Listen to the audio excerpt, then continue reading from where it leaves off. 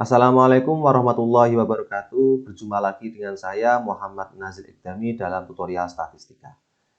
Pada tutorial kali ini saya akan berbagi bagaimana menguji asumsi parametrik dengan menggunakan software SPSS.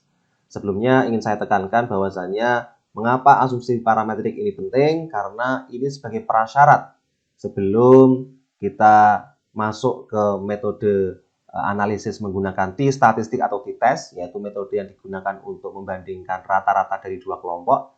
Itu prasyaratnya adalah kita harus menguji asumsinya terlebih dahulu. Nah, ada 3 uji asumsi yang harus kita laksanakan. Yang pertama yaitu asumsi normalitas, yang maknanya yaitu apakah data yang kita dapatkan itu distribusinya normal atau tidak, atau normal distribution. Itu asumsi yang pertama.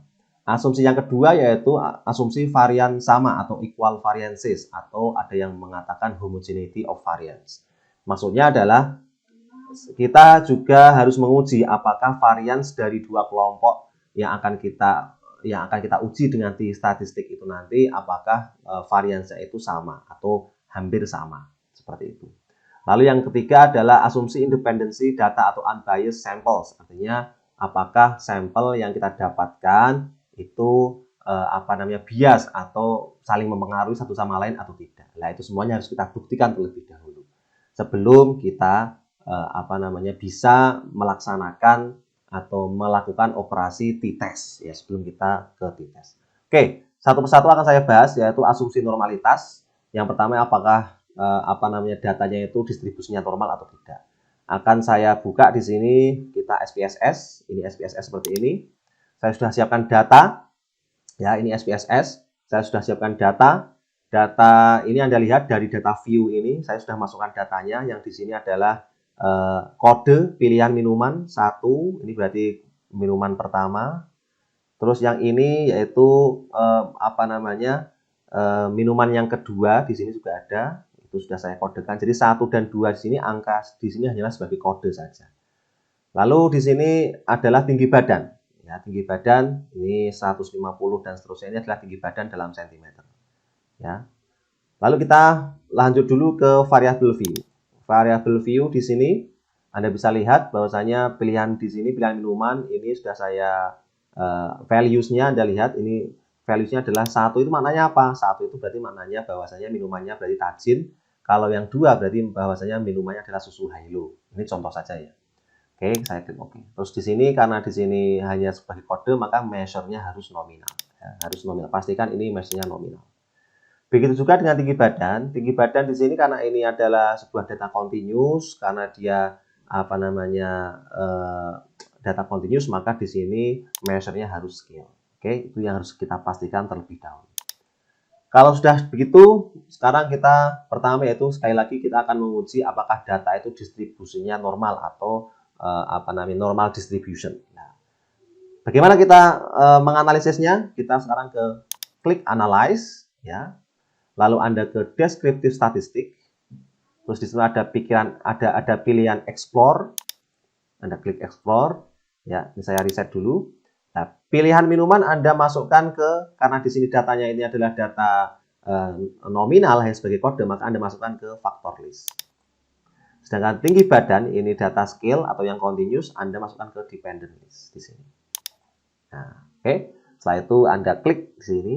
Ada pilihan statistika, ya kita pengen bahwasanya confidence intervalnya adalah 95%. Ya, berarti nanti kita akan menggunakan alfanya yaitu 0,5%. Karena confidence-nya adalah 95%. Ini sudah benar, nggak usah kita ganti. Plot di sini, saya pengen pakai histogram dan juga ini, normality plot with test. Jadi kita ingin mengetes normalitasnya. Kan tadi apakah distribusinya normal atau tidak. Nah, makanya ini harus dicek seperti ini. Continue.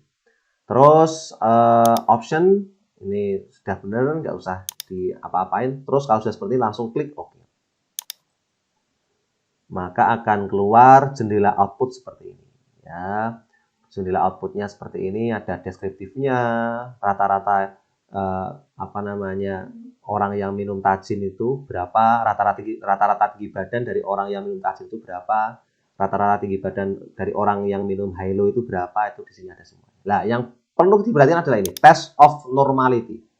Ada dua test of normality di sini, yaitu yang pertama yaitu test normality versinya Kolmogorov-Smirnov. Yang kedua adalah versinya Shapiro-Wilk. Yang mana yang akan kita gunakan? Dua-duanya bisa digunakan.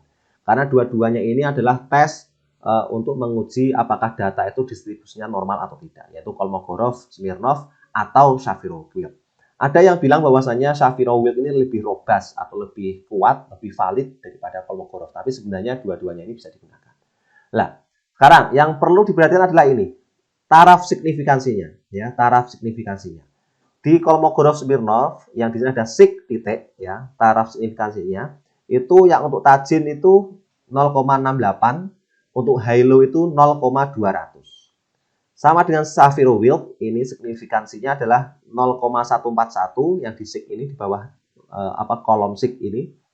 Terus yang untuk halo yaitu 0,289. Nah, ini menandakan bahwasanya ini bisa ditafsirkan bahwasanya dalam test of normality itu ketika dia angka dari signifikansinya itu lebih dari 5, ya, lebih dari 5 berarti lebih dari 0,05, maka bisa dikatakan bahwasanya data itu distribusinya normal. Ya, kita tahu bahwasanya tadi yang tajin 0,068 kan ini lebih besar daripada 0,05. Halo juga 0,200 kan lebih besar dari 0,05. Yang Shapiro-Wilk juga ini yang tajin itu 0,141 kan sangat lebih besar daripada 0,05. Begitu juga halo yaitu 0,289 yang jauh lebih besar daripada 0,05.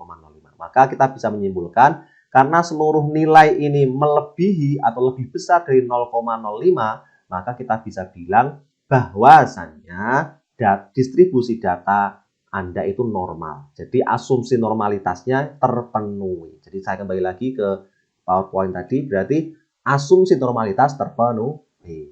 Ya, berarti asumsi pertama sudah terpenuhi. Nah, sekarang kita beranjak ke asumsi kedua, yaitu asumsi apakah variannya itu sama. Nah, kita kembali lagi ke jendela data tadi. Nih, cara mengetesnya gimana untuk mengetes homogeneity of variance atau apakah variannya itu sama atau tidak? Nah, sama, kita ke analyze. Nah, lalu kita ke compare means, ya, compare means. Terus kita ke independent sample t-test. Ini, ya. Nah, ini kita reset dulu. Nah, ini yang tinggi badan kita masukkan ke tes variabel. Sedangkan pilihan minuman kita masukkan ke grouping variabel. Nah, define group harus Anda langsungkan dulu. Grup 1, tadi kan grup 1 itu berarti kan 1 juga kan, karena kita mengkode 1 sebagai tajin tadi kita masukkan. Grup 2 ya 2 karena kita tadi pakai angka 2 untuk merepresentasikan susu halo. Terus continue. Nah, option sama 95%, artinya kita confidence intervalnya 95%, artinya alfanya nanti adalah 0,05. Kita klik continue. Oke, ini sudah nggak usah diapa-apakan, langsung kita klik OK. Nah, maka akan kelihatan. Nah, langsung saja ke ini. Nah, ke kolom ini atau ke tabel ini, independent sample t-test, yang ke kolom Levins test for equality of variance. Jadi tes Levin untuk menguji apakah variannya itu equal atau sama, ya. Nah, ini Anda langsung lihat ke sig ini, sig titik ini berarti signifikansi, yaitu nilainya 0,774. Artinya apa? Sama dengan seperti tadi kita menerjemahkan hasil nilai dari normality test tadi, untuk yang homogeneity of variance atau variansinya apakah sama itu juga sama. Selama nilai ini lebih besar dari 0,05, ya, selama nilai signifikansi ini lebih besar daripada 0,05, maka bisa dikatakan bahwa ini variansinya itu sama atau equal, ya. Sekali lagi, kalau nilainya ini kan 0,774 nih, jauh lebih besar daripada 0,05. Karena nilainya jauh lebih besar daripada 0,05, kita bisa mengatakan bahwasanya variannya itu sama atau equal of variannya itu sama. Artinya apa? Artinya berarti asumsi kedua juga terpenuhi, bahwasanya asumsi harus sama itu juga terpenuhi. Lah, yang ketiga adalah asumsi independensi data. Lah, untuk menguji asumsi independensi data itu kita tidak harus menggunakan SPSS. Kita hanya cukup melihat data kita. Bagaimana kita mendapatkan data kita. Asumsinya gini, sampel ini agar tidak bias, maka dia diambilnya dengan metode random sampling atau menggunakan probability sampling, ya, bahwa setiap anggota dari populasi itu punya kesempatan yang sama untuk dijadikan sampel. Selama itu terpenuhi, maka kita bisa berasumsi bahwa data kita itu independen, data kita itu tidak terkait satu sama lain. Karena kita mengambilnya datanya itu kan dengan menggunakan probability sampling atau dengan menggunakan random sampling secara random. Maka dengan asumsi itu, maka kita bisa berargumen bahwasanya data kita itu independen.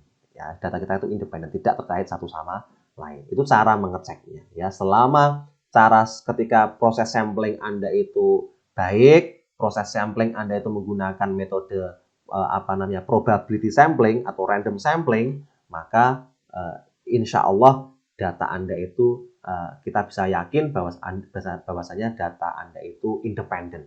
Berarti kalau sudah seperti itu asumsi ini terpenuhi. Lah, kalau sudah semuanya terpenuhi, asumsi normalitas terpenuhi, asumsi variannya juga terpenuhi, asumsi independensi data juga terpenuhi, maka barulah kita bisa masuk ke t-test. Entah itu yang independent t-test atau dependent t-test. Jadi sekali lagi ini prasyarat, ya. Uji asumsi parametrik ini prasyarat sebelum kita bisa melakukan operasi t-test atau sebelum kita melaksanakan uji T statistik untuk membandingkan rata-rata dari dua kelompok data seperti itu.